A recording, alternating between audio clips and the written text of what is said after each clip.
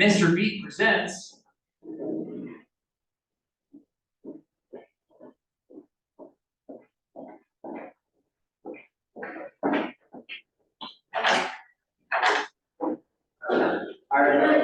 Hello.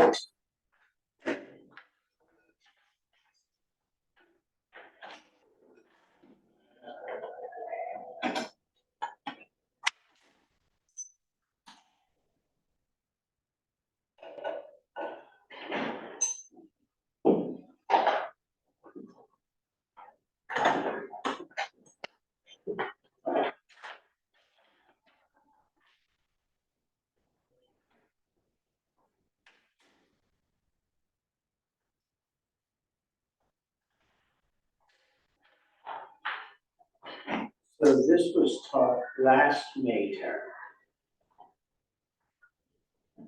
And who took it then?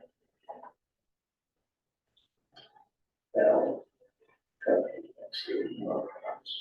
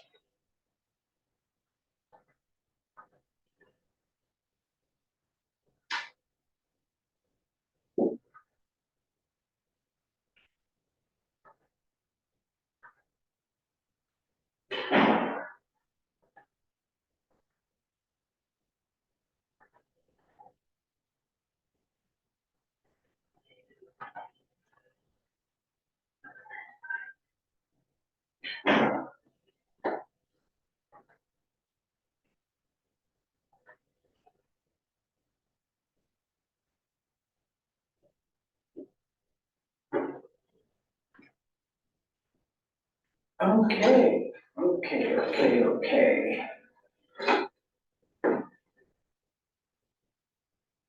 4, 5:30.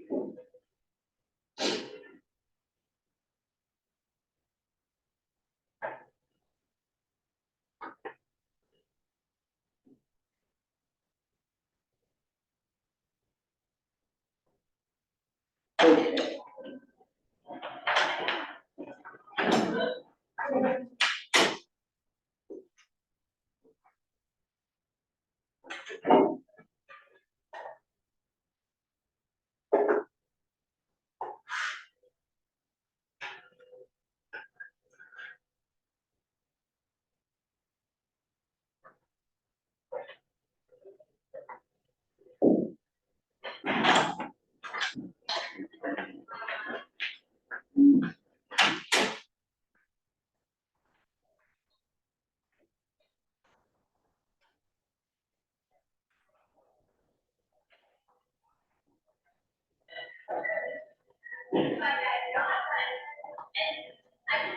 Four, 5:30. Okay. Then we have games at 5:30 and 6:15.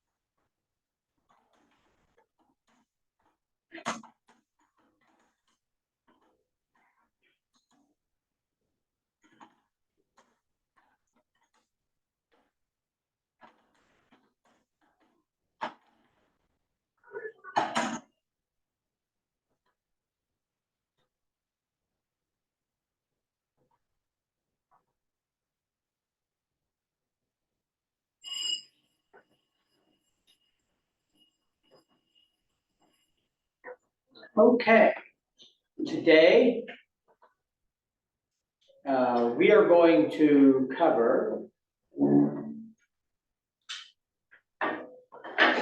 this material right here that talks about the beginning of progressivism, even though this is not going to be covered in your test that you're going to be taking sometime in the next few days. I have adjusted things, so it's now open at midnight, well, 1:15 tomorrow morning. One of your classmates has asked for permission to take it tomorrow, but I don't think she's planning on doing it before 1:15 in the morning. So that should work out splendidly. I think it was scheduled to open up at like 1:15 in the afternoon. Anyway, this will give all day. So that should work out fine. And so we're going to go through this material, and then at the end, as we have time, we may go over some of the material that you have for the test and be thinking about that and what we're going to be covering. So be aware of that. Any questions you have about things, or you want to go over things with me or talk to me about anything, I'll be around this afternoon and tomorrow morning some, but probably about 2 o'clock I'll be leaving tomorrow, so, or before that. Okay, so let's have prayer and we'll begin.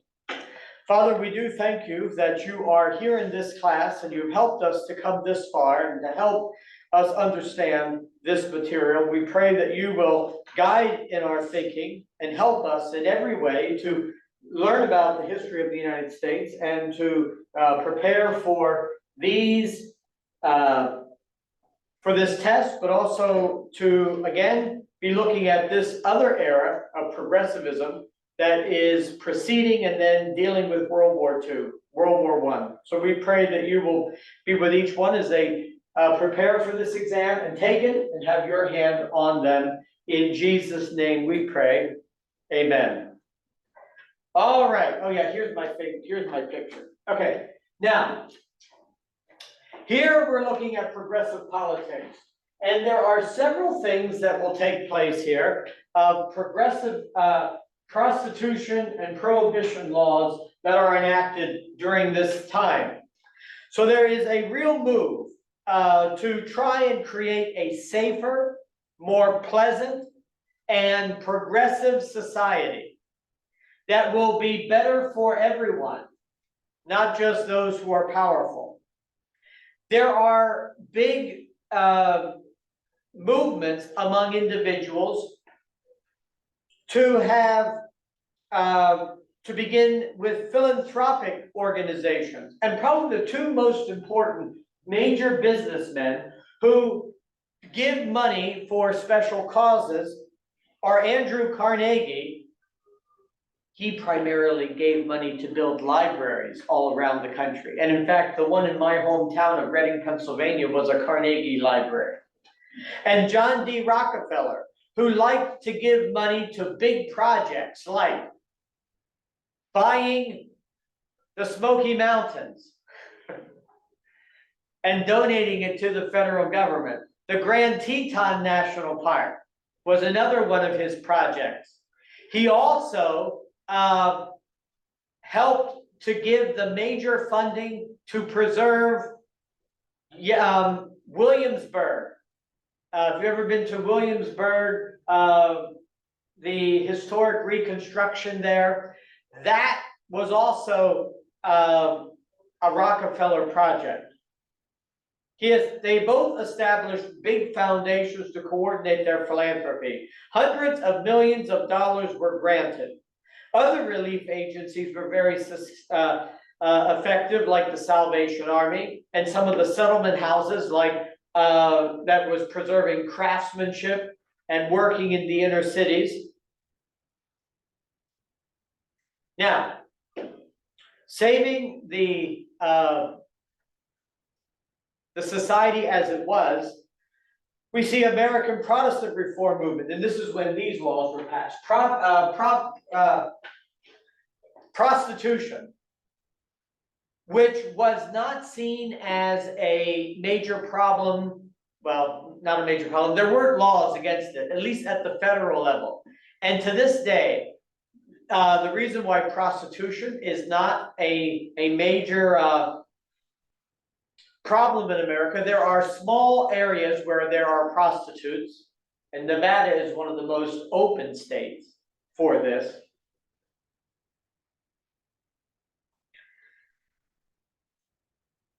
In 1910, a new law was passed, somewhat named after a congressman by the name of Mann.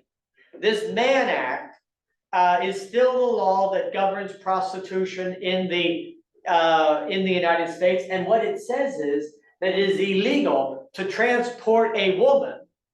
Now, I would say probably men too, but transport a woman over state lines for immoral purposes. And that language was designed to combat prostitution, but it can do other things. This man, Joe Jackson, who was the first black man to be crowned heavyweight boxing champion of the world, is famous for being ensnared by the Mann Act, not because of prostitution, although I'm sure that he might have been involved in that, but he had a white girlfriend, and since they weren't married and they crossed state lines, he was arrested for taking her across state lines for, quote, immoral purposes, because of the fact that in many states, interracial marriage was then still illegal, and then having sexual relations with her was seen as a crime. Whereas David, I'll get to it, but the famous architect from Chicago,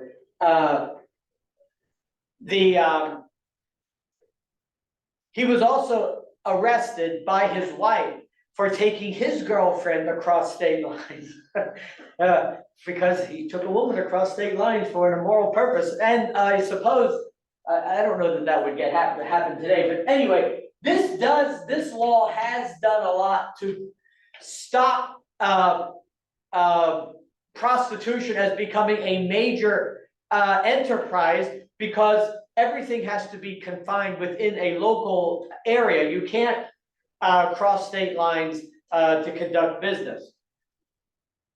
Another is alcohol. The Women's Christian Temperance Union.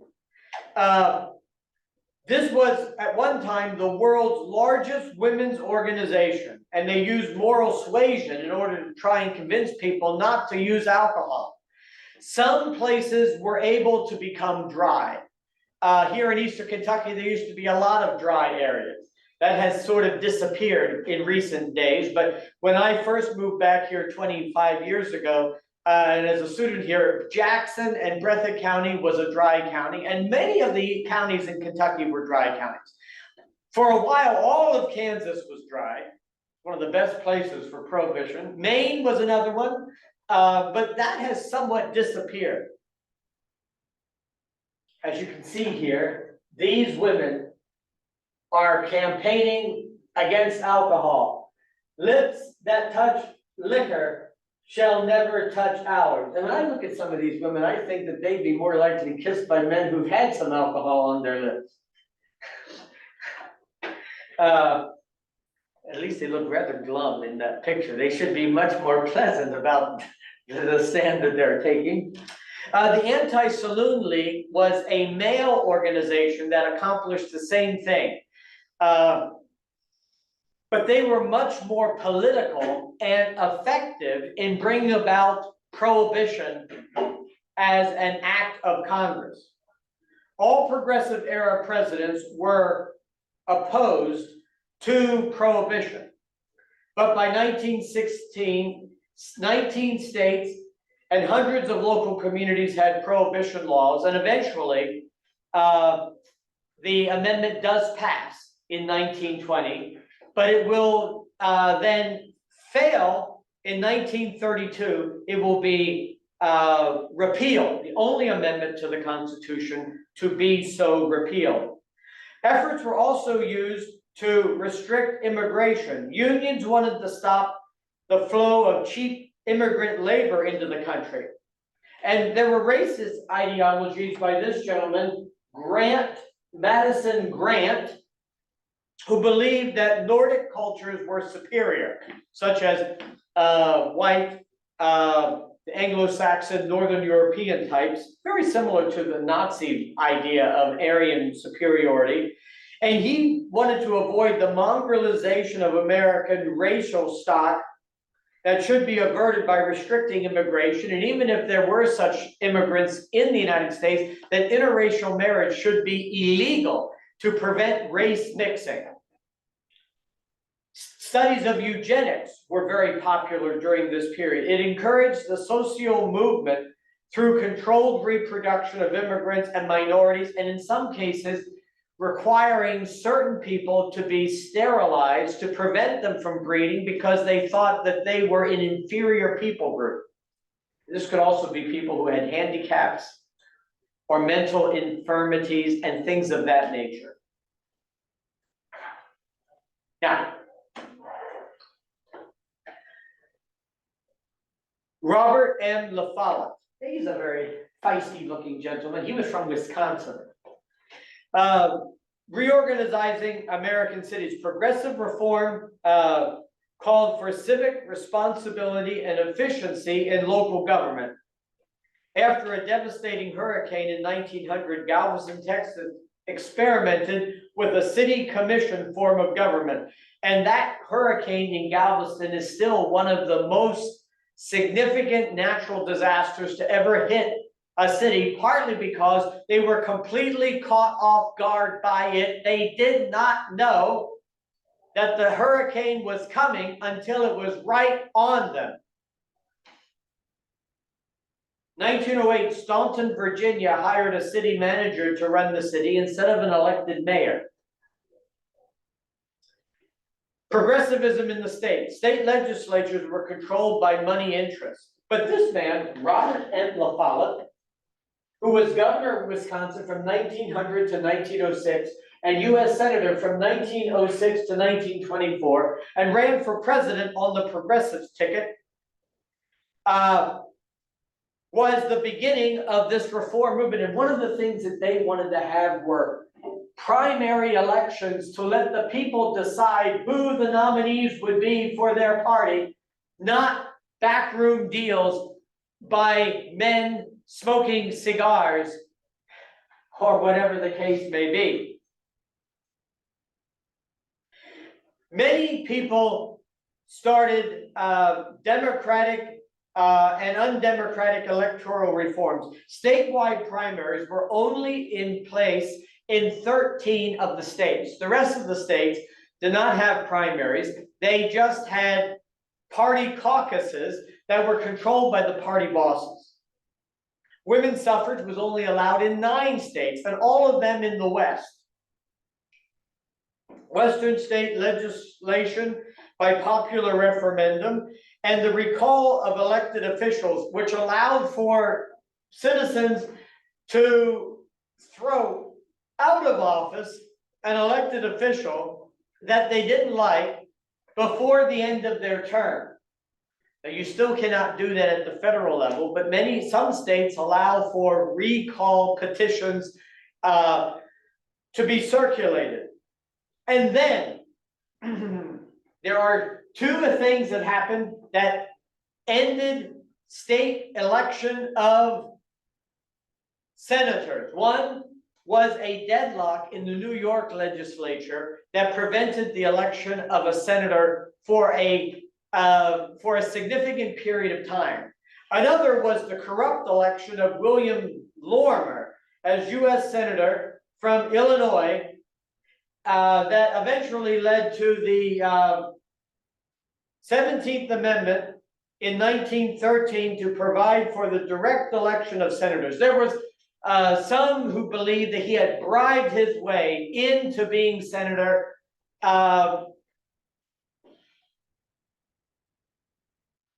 Declining voter participation led to the goal of purging the electorate of the most unfit voters to try and remove people who couldn't read or write or make proper decisions. You know, William Lorimer, you have to watch out for them because we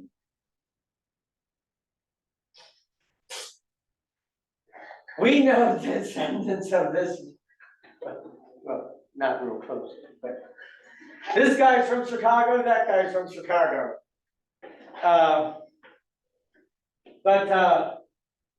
This was back when the Republicans controlled Chicago, when William Lorimer made his way in. It was eventually determined that he had used fraud.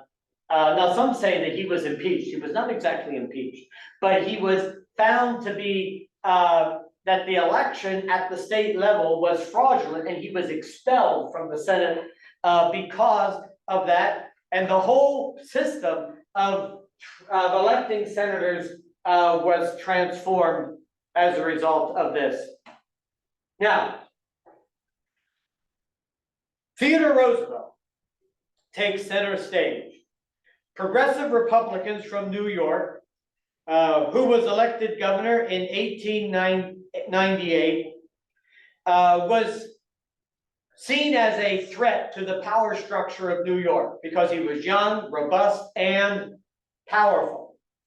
Thomas C. Platt, the New York political boss, had him nominated for vice president in 1900. And in fact, at the convention, when Teddy Roosevelt was nominated for vice president, it was almost unanimous that he was that he was nominated. The voting was 100% or 99.9% because there was only one vote against the nomination. And guess whose vote that was?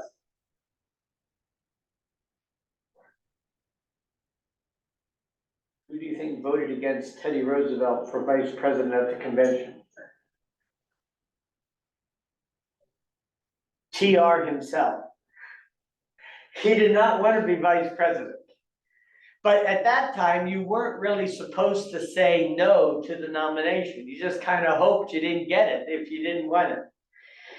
And this was done specifically to kill his political future, because most people thought the vice presidency was a dead office. No one had become president who had been vice president before him, going back to Grant.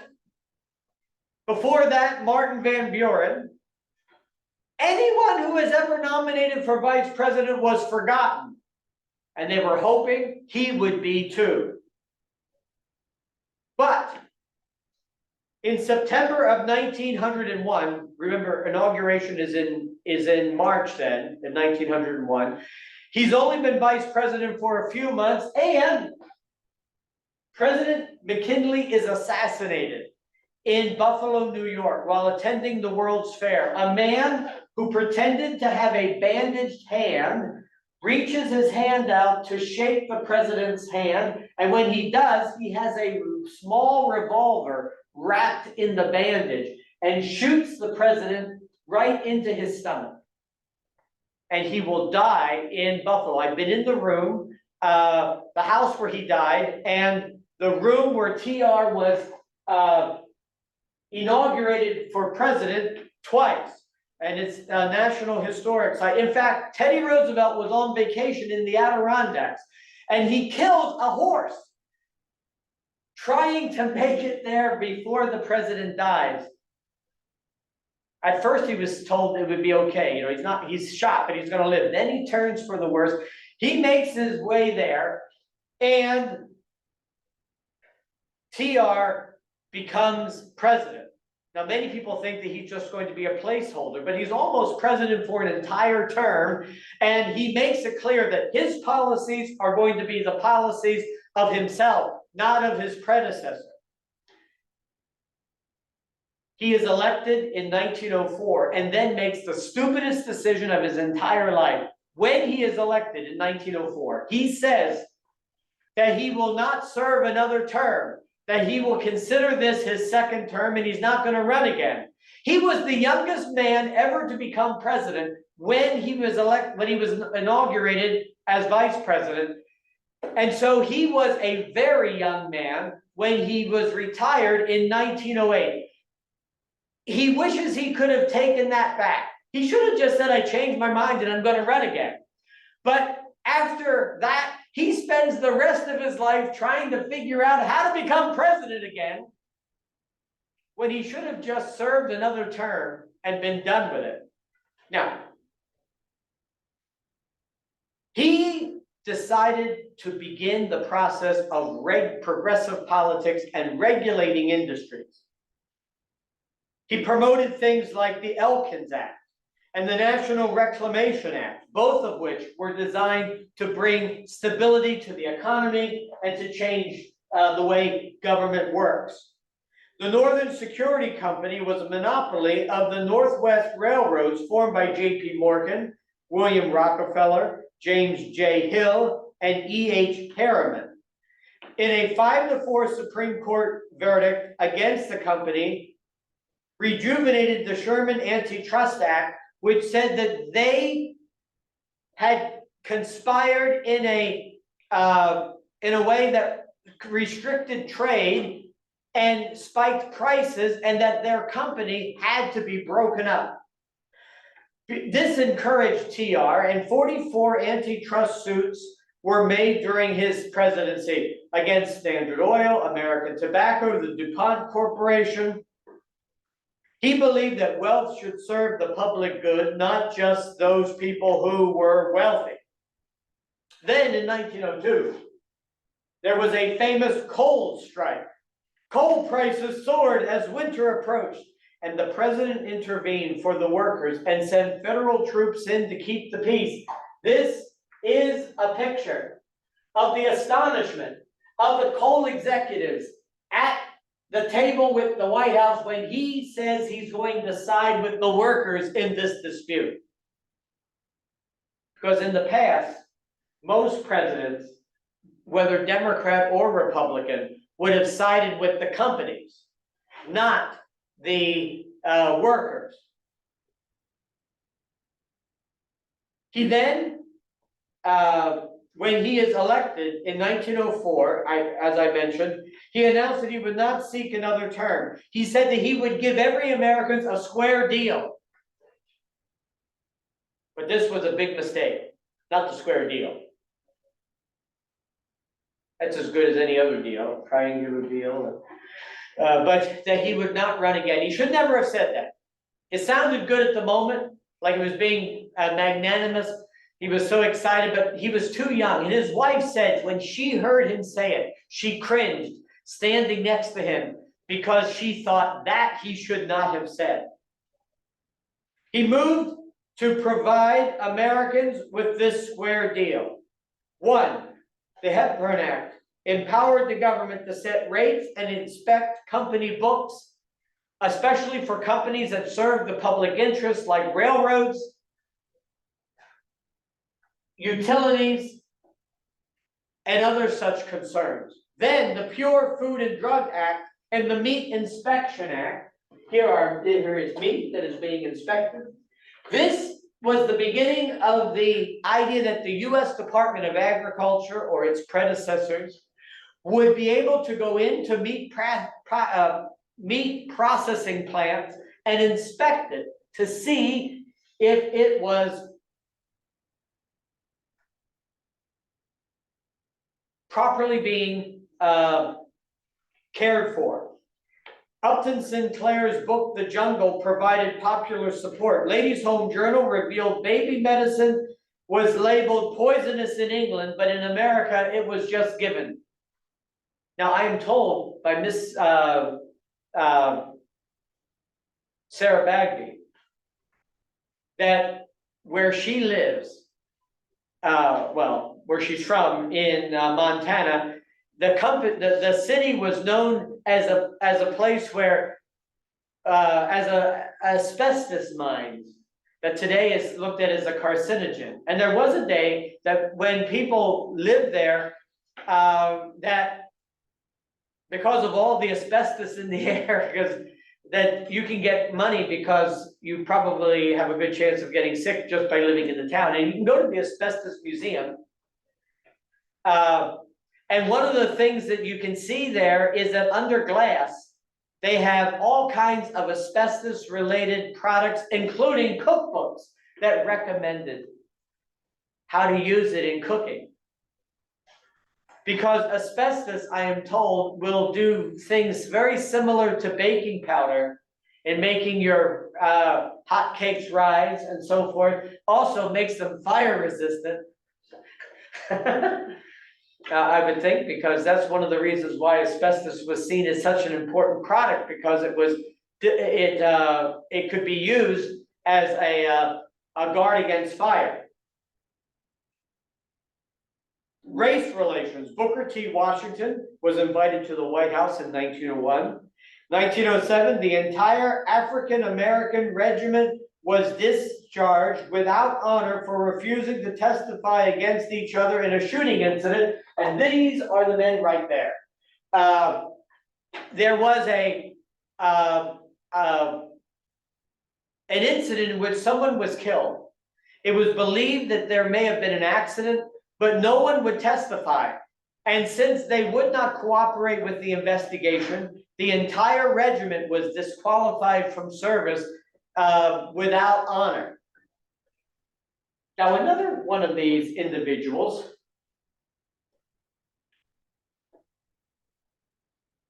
is the development of the National Park Service and conservation. Now, Gifford Pinchot, head of the Forest Service, promoted a rational planning the head of the Forest Service promoted a rational planned exploitation of nature. He looks very pleasant and happy. The Gifford Pinchot National Forest is out in Washington State, and it is what was decimated when Mount St. Helens exploded in the 1980s.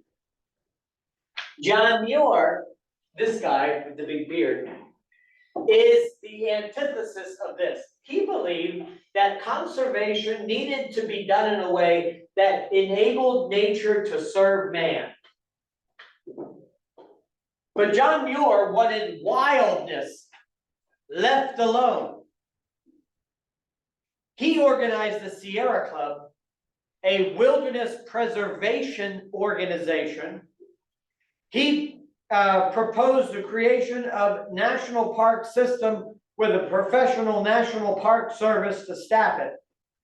He failed to stop part of Yellowstone National Park as a water reserve for San Francisco, which still is there today. There is John Muir's most famous valley in Yosemite National Park was turned into a reservoir by this guy, because he felt that it was better to flood that valley and use the water to feed San Francisco than for it to be preserved naturally. It was definitely a decision that some people, even to this day, would like to see reversed. But where San Francisco will get its water when there's such a water shortage in California as it is now, I don't know if this were transitioned and transformed. Roosevelt will continue to drift to the left and do things that by creating wildlife refuges, national monuments, almost in an attempt to defy Congress and its authority over national politics.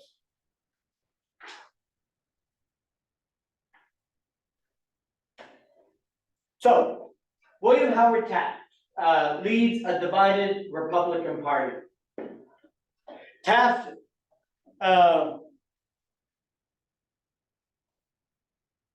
becomes the successor to Roosevelt. He was a rotund man, the largest, heaviest man to ever be president of the United States. And he never really wanted to be president. His wife was very ambitious and wanted to be first lady. But his goal was to be Supreme Court Chief Justice, which he will eventually get that appointment. So he's the only person to serve as president and on the Supreme Court, interestingly enough. He was a conservative at heart, but he and Roosevelt were good friends from way back.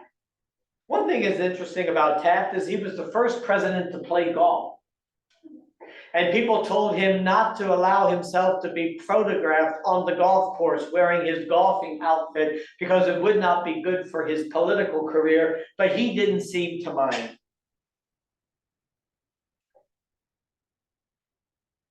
When Taft is elected as president in 1908, it was done without any difficulty. He won in a landslide. Refusal to support, he alienated progressives by refusing to support the removal of Joseph Cannon as Speaker of the House by the progressive wing. He did this because he felt that as president, he could not weigh in on the decisions that were clearly Congress's to make.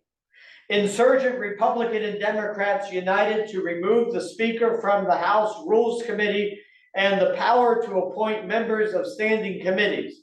He also supported the Payne-Arkwright tariff that pledged to lower tariffs, but the bill was seen as too conservative because it did raise some other tariffs. And then he removed Gifford Pinchot and the support of Secretary of the Interior Richard A. Ballinger.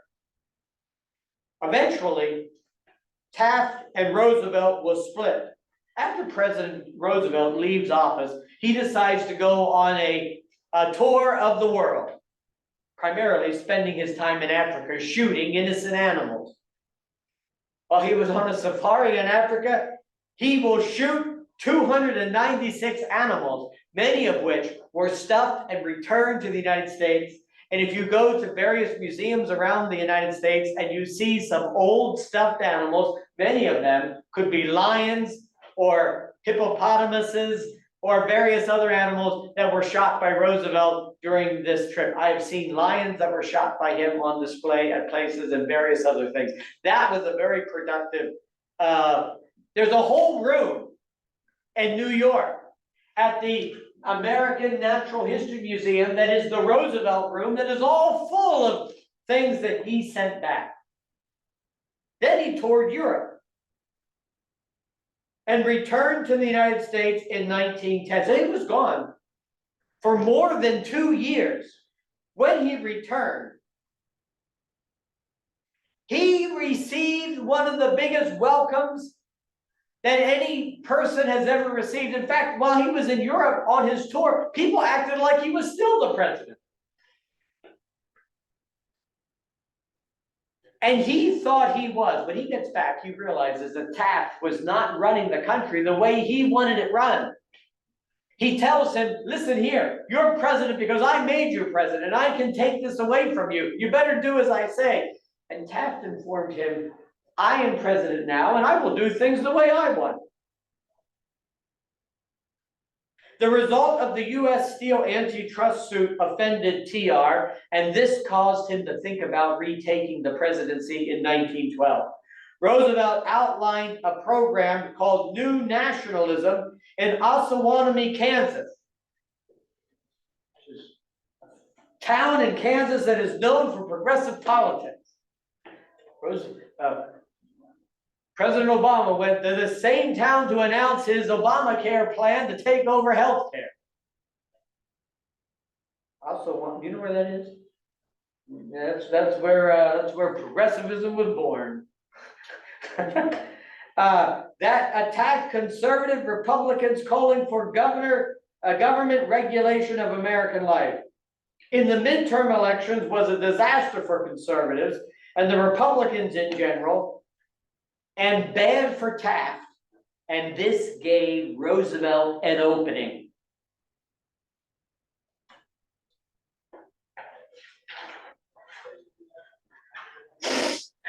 These are the three people who are running for president then in 1912. William Howard Taft, who was the Republican Party nominee. Theodore Roosevelt, who wanted another term as president, but will eventually be the nominee of the Progressive Party. And Woodrow Wilson, Democratic Party nominee, who was the governor of New Jersey and a progressive. There was hope by Roosevelt that the Democrats would nominate a conservative and that he could split get the progressive Democrats to come to him. But when they nominated a progressive, all Democrats voted for Wilson, even if they were conservative, and that gave Wilson an advantage. Does anyone know who won this election? Anyone think it's Taft? Roosevelt?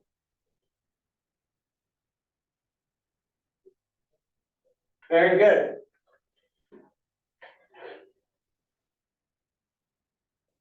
There's the winner. He is the winner. Okay, so that is where we'll end here. I'll see the video when we come back, talk about the election, because this is one of the most fascinating presidential elections in American history.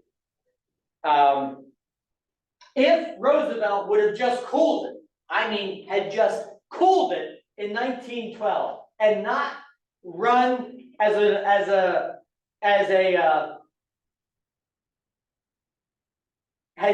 cooled it as a candidate in 1912, had just gone home and just did nothing, he would have won. There's no question about it. And he would have been president again, guaranteed, in 1916. They would have turned to him in 16, he'd have been president again. And if he'd have lived, he'd have been president, I believe, in 1920. The reason why he isn't president in 1920 is because he dies in 1919, and that usually ends your political career. Not always, because a dead man did win the Missouri Senate race one year. The dead man did win, but usually you have to be alive to win. So that was bad. That was a bad situation for him. And then we will talk about Wilson, who is one of the most progressive politicians in American history. Okay.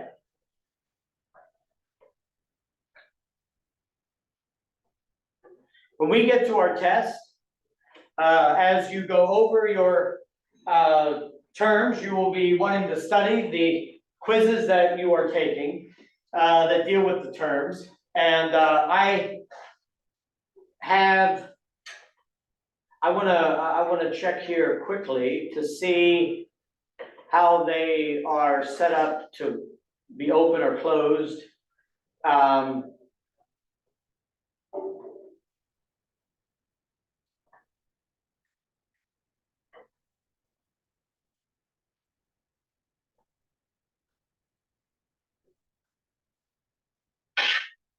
Okay.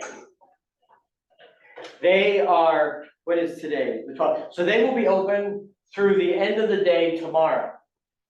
And if you haven't done them, and I haven't gone in necessarily and provided any, but most of you are in good shape with those. So, I see there's one still to do, one of those, so that's good. So can you see the answers? And in this case, it looks like in most cases, everyone has gotten them all right, but, you can see the answers? They're set properly for that, with feedback on those? So that is helpful. So be studying that. Then there is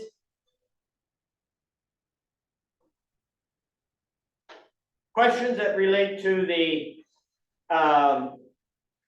multiple choice that come out of the video review and are basically the same kinds of answers. Things like who designed the pedestal? Can you remember who designed the pedestal?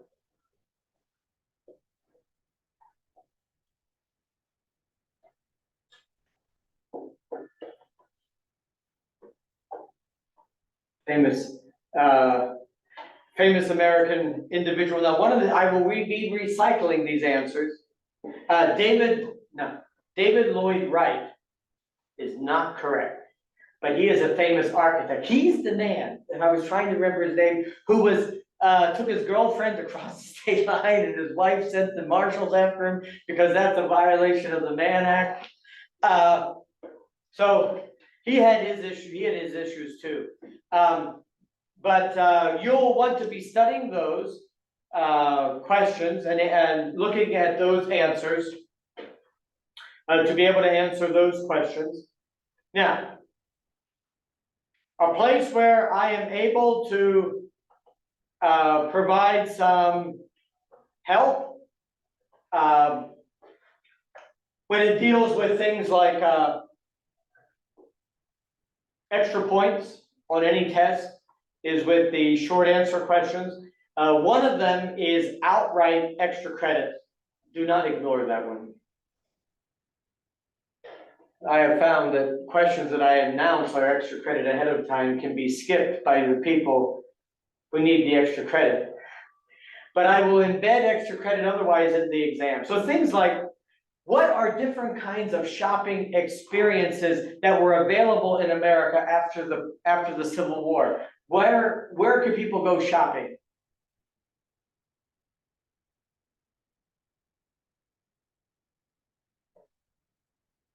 What kind of stores were there? Department stores. And those were stores that had lots of different sections. Can you think of a name of one of them? You can look in that slide. You'll know it when the time comes. But maybe one would be like Macy's or Wanamaker's in Philadelphia. That's good. There were also things like 5 and 10 stores that were like discount stores that sold things on more inexpensively. 5 and 10s. Woolworth might be a good example. And they were also known for having little lunch counters in their restaurants. The thing that Woolworths got in trouble with was, in many cases in the South, they had segregated policies that only whites could eat at the lunch counter. And they were protested because of that in the 1960s, and they never really recovered from that. But Woolworth was an international store. There were lots of Woolworths in Jamaica. I know, because when my aunt was a missionary there were Woolworths in even small towns in Jamaica. So that was another thing. Another one of those type of discount stores would be JCPenney, Kresge, which turns into Kmart, and the like. So you'll be wanting to look at those types of things to be able to answer that. Different kinds of revivalism in the 19th century. There were regular revivals, camp meetings, protracted meetings, and be thinking about the camp meeting and how it impacts the spread of the holiness movement. Because the camp meeting, which may have been something that was more of a general phenomenon, but definitely an American phenomenon that begins right here in Kentucky, up near,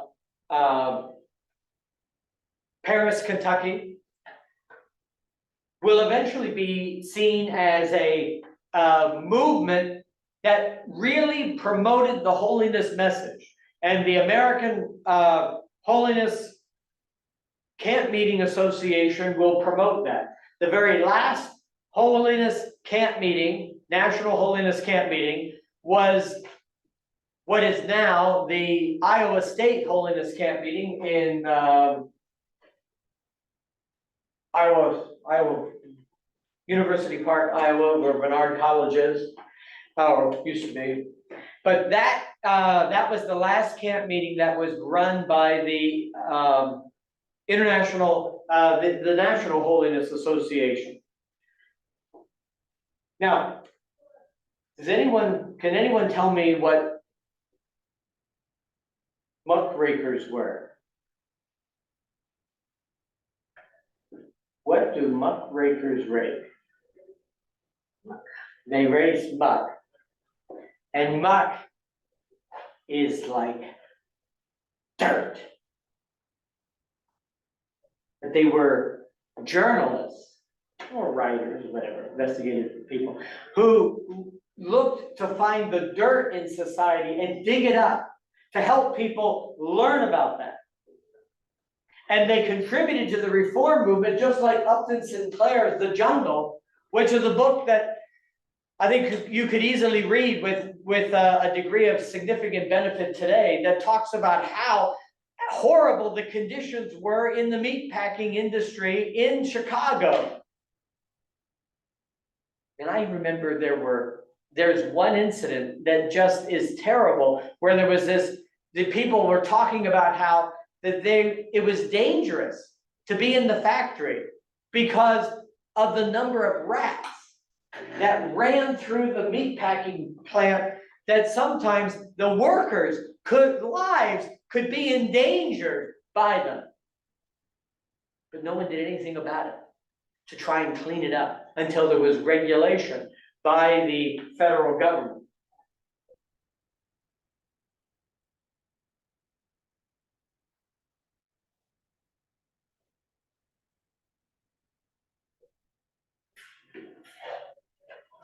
What are some territories that were acquired by the United States after the Civil War?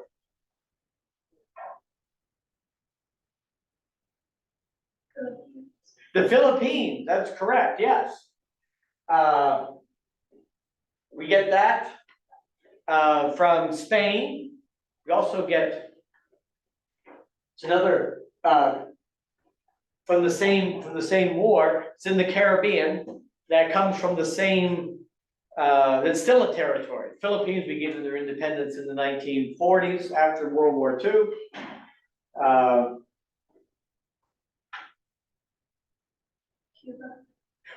Yes, well, we can count that. I would count that as an answer for this on the test. The idea here is that we eventually gave them their independence, and in fact, as though we were being nice, but there would have been a lot of people that really wanted to sort of get Cuba, and we were trying to get Cuba for a long time. But Cuba would be because it was a territory for a little while. We did give them their independence. Puerto Rico, which is we were able to receive Puerto Rico as a territory. Guam, then 2 territories that become states.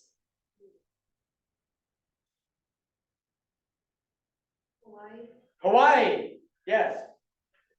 And the one that's all frozen. Alaska. Both of them at the same time, 1898. Well, Alaska earlier than that, but they become a territory then. And we buy Alaska from the Russians in the 1860s or late 60s, early 70s, just barely passing. And then Hawaii through a complicated history that might be on the verge of being unethical, we acquire Hawaii. And it eventually becomes a state. Many people were against acquiring many of these territories because we would be seen as an empire. We were collecting colonies. And the reason why we went to war with Spain was theoretically because they were being mean to the colonists. And we were liberating them. But, and I believe that the people in the Philippines, who you mentioned, really thought that they were being liberated. Because in the end, we had to fight 10 weeks to defeat Spain. But it took us another 2 years to fight a war of insurgency against the Filipino nationals. Because they really thought they were being liberated. No, they were not. Okay. You can see the study guide, the questions that are listed there. And then there will be some multiple choice questions at the very end that deal with the progressive reform movement from different sections here in this passage. And when you start the test, you have 2 hours to finish it. So if you decide you want to take a break and your clock is still ticking, there's no way to stop it once you open the test. All right. Thank you, Dr. Thank you. Dr. Yes, Is it this Wednesday, Friday that we don't have class? that's correct. Yeah, no class this Wednesday and Friday. In one of those classes, I'll count you present once you take your test. The other one is gone. Thank you. Yeah.